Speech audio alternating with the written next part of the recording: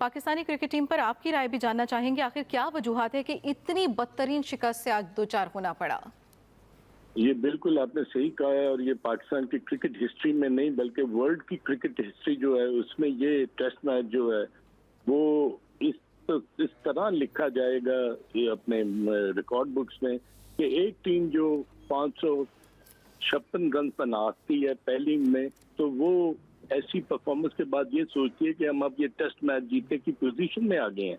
और वही test match वही ये ऑलमोस्ट ये चार दिन और कुछ घंटे ये गेम हुई है, तो पाकिस्तान एक इनिंग और 47 रन से हार गया है।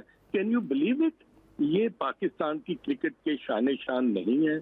ये जिस तरह की हमने सेकेंड इनिंग में बैटिंग की है, ये एक रवायत बनती जा रही है, एक ट्रेडिशन बनती जा रही है कि जब भी पाकिस्तान के ऊपर प्रेशर आता है तो हमारी जो सेकेंड इनिंग है हम कम कर जाते हैं, हम ट्रिपल हो जाते हैं, हम बिल्कुल किसी किस्म की हमारी क्रिकेटिंग आईक्यू है, जो इंटेलिजेंस है, जो अवेयरनेस है, जो रन्स बनाने की रफ्तार है, वो बिल्कुल खत्म हो जाती है और हम एक रेत की दीवार साबित होते हैं। तो इसी से जाहिर आपको हो जाता है कि वो टीम जो कि 823 रन बनाए हैं उन्होंने आके इतने शिद्दत वाले मौसम में, उन्होंने इंग्लैंड में जो ठंडा मौसम था वहां से आए हैं, फिजिकल फिटनेस का, एटीट्यूड का, नेवर से डाई एटीट्यूड, और उन्होंने जिस किस्म की बैटिंग, बॉलिंग और फील्डिंग की है, और ये टेस्ट मैच जो कि पाकिस्तान जीत सकता था, एक इनिंग्स और 47 रन से हार गया, ये मैं समझता हूँ कि ये बदतरीन शिकस्त है क्रिकेट की हिस्ट्री में। और ये जो पाकिस्तान के जो प्लेयर्स हैं ना, इनके सिस्टम से ये डिफीट और ये शिकस्त जो है ये नहीं निकल सकेगी। हम एक बिल्कुल ऑर्डिनरी टेस्ट क्रिकेट की टीम बन गए हैं। वनडे 10 चैंपियनशिप आप करवाते हैं और आपने टेस्ट मैचेस की तैयारी करनी है, उसके बड़े बुलंद बंद दावे किए जाते हैं कि पाकिस्तान टीम बहुत अच्छी प्रिपरेशन कर रही है। ये आपकी प्रिपरेशन है कि ये 2 टेस्ट बांग्लादेश और तीसरा ये इंग्लैंड के खिलाफ जब आप जिसके बाद दीगरे 3 हारे, उससे पहले 3 टेस्ट मैच ऑस्ट्रेलिया में हारे, तो ये क्रिकेट का अलमिया है। ये पाकिस्तान की टीम जो है बिल्कुल टेस्ट क्रिकेट के लायक नहीं है। और मैं समझता हूँ कि हमारे वो प्लेयर्स जो कि सेंचुरीज करते हैं जबकि चिप्स आर डाउन, जबकि हिम्मत की जरूरत है, ऑक्यूपेशन ऑफ क्रीज की जरूरत है, मेंटल एटीट्यूड की जरूरत है, हम बिल्कुल अपने आप को बेबस नजर आते हैं। और इंग्लैंड के बॉलर्स जो है वो 6 खिलाड़ी आउट कर लेते हैं 82 पर। ये तो एक थोड़ी सी पार्टनरशिप हो गई जिसकी वजह से हम थोड़ी सी ये रन बना सके, मगर ये डिफीट जो है ना, ये पाकिस्तान के सिस्टम से निकल नहीं सके। ठीक है मुदस्सिर नज़ीर साहब, अभी हम बात कर रहे थे पिच से रिलेटेड, तो पिच का कितना किरदार होता है खिलाड़ियों की जीत में? वही पिच है, वही ग्राउंड है, वहां पर इंग्लैंड इतना अच्छा परफॉर्म कर जाती है, ना पाकिस्तानी बैटर चलते हैं ना पाकिस्तानी बॉलर्स चलते हैं। देखें, पहले मैंने कहा कि उनके बॉलर्स का लंबा है, वो लाके सीम मारते हैं उन्हें। अगर बांग्लादेश के भी वो जो राना था जो जिन्होंने पाकिस्तान बैट्समैन तंग किए, उन्होंने बहुत कोई आगे नहीं किया था पाकिस्तान को। ऑब्वियसली शॉर्ट बॉल पे एक्सपर्ट किया जा रहा है इस वक्त। दूसरा, जब आप इस तरह की पिच दे देते हैं दूसरी टीम को, गोरों को आप ये पिच देते हो फ्लैश पिच, पहले वो पाकिस्तान आया करते घस घस गेंद स्पिन होता था, वो एक दिन में 1.5 दिन में 2 दफा आउट हो जाते थे।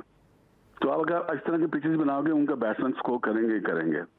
बॉलिंग भी आपकी इतनी खास है नहीं, रिवर्स हो नहीं रहा तो मार तो पड़ेगी। फिर अगर रिवर्स नहीं हुआ तो कम सीम हो, सीम के लिए आपको विकेट पे ग्रीन ग्रास रखना पड़ेगा, यहाँ पे आप स्पिन बॉलिंग बनाए, किसी एक तरफ तो जाए। आप इन बिटवीन आपने लाके खड़ा कर दिया कि नहीं हमने ड्रॉ कर रहा है, जब ड्रॉ की तरफ जाएंगे तो उनके बॉलर लंबे हैं, वो आपको तंग करेंगे और रन उनके बैट्समैन कर देंगे, वो आपको 2 आउट कर देंगे। लेकिन ये इस सारा कहने के बाद भी जो कल शान मसूद ने बैटिंग की है, कैप्टन है टीम का, 5 टेस्ट मैचेस हार चुका है, पहले इनिंग में 100 किया है, माशाल्लाह फॉर्म वापस है ये। और आके इतना बड़ा डेफिसिट आते कवर में कैच दिया, ओपनिंग बैट्समैन के कवर में कैच देना शायद 3 साल में एक दफा वो देता है इस तरह का कैच। उसके बाद मिड ऑफ पे कैच दिया, उसके बाद मिड विकेट पे कैच देकर चला गया। मुझे जहनी तौर पर मफलूज हुआ था। इसी तरह से बाकी लड़कों ने बैटिंग की है, रिजवान तक स्टेज पे नहीं लगा वो बैटिंग वो खेलेगा, ये 3 प्लेसेज पिच पे पीछे घुसा हुआ था, अभी लगता है अभी गया। तो ये सारे सीनियर प्लेयर्स, इनका काम बनता था कि ठीक है हमने 2-2.5 दिन फील्डिंग की तो 1.5 दिन हमें बैटिंग करनी है, तो कम से कम पिच पे आके खड़ा होने की कोशिश तो करें। आउट होना स्कोर करना बात की बात है, लेकिन कोई एटीट्यूड तो हो कि पिच पे खड़े होना है। ऑब्वियसली स्टेज से आप मैच जीत नहीं सकते थे, लेकिन मैच बचा तो सकते थे। सही। अजहर खान साहब, शान मसूद की कैप्टनसी के बारे में बहुत सारे सवालात उठ रहे हैं। 5 टेस्ट मैचेस कंसेक्टिव वो हार गए हैं उनकी क़यादत में। T20 वर्ल्ड कप हुआ, पाकिस्तान की बुरी परफॉर्मेंस रही, बांग्लादेश के साथ होम सीरीज़ हुई और अब ये इंग्लैंड के साथ 2 मैचेस और बाकी हैं। बाबर आजम के बारे में क्या कहेंगे, शान मसूद के बारे में क्या कहेंगे? देखिए, बाबर आजम का इश्यू जो है ना वो ये है कि एक प्लेयर जो 17 इनिंग से 50 रन नहीं कर सका और he is suppose to be the best player of your team and one of the best players in the world, मगर जो स्टैट्स है ना वो बहुत बोलते हैं। वो अपना काम जो है ना, आप उसकी बॉडी लैंग्वेज देखें। जब बाबर आजम बैटिंग करने के लिए आ रहे थे तो उनके चेहरे पर एक जो खौफ का अंसर था ना वो बिल्कुल नुमाया था। ऐसे लग रहा था कि वो ना डिफेंस करने के काबिल है और ना वो शॉट्स खेलने के काबिल है। टेस्ट क्रिकेट जो है ना, जब आप डाउन होते हैं ना तो आपको कम बैक करने के लिए अपने जो इब्तिदाई अयाम है ना उसके बारे में सोचना चाहिए कि आप अपनी इनिंग को किस तरह बिल्ड करते हैं। जब आप डिफेंस करते हैं तो ऐसा लगता है कि आपका डिफेंस जो है ना वो इतना पुख्ता नहीं है, इतना पक्का नहीं है कि आप बॉलर्स को ऑन मेरिट खेल सके। फिर जब आपकी जो ऑस्टम की लाइन है ना, आपको उसका पता नहीं होता। जब आप आउट ऑफ फॉर्म होते हैं तो आपका बल्ला बाहर निकल जाता है, आपका फुटवर्क जो है वो बिल्कुल सीधा रहता है।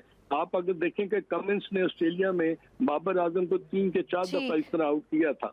तो इन माय ओपिनियन मैं ये फील करता हूँ कि जो शान मसूद है उसकी कैप्टनसी में बहुत सारे सवालात हैं, वो जन्म ले रहे हैं। इनको जवाब देने के लिए the best thing is this कि अगर पाकिस्तान इस ट्रॉमा से नहीं निकलता और जल्दी निकलना पड़ेगा, क्योंकि वरना परफॉर्मेंस इसी तरह की रहेगी और मजीद शिकस्त का सामना करना पड़ सकता है।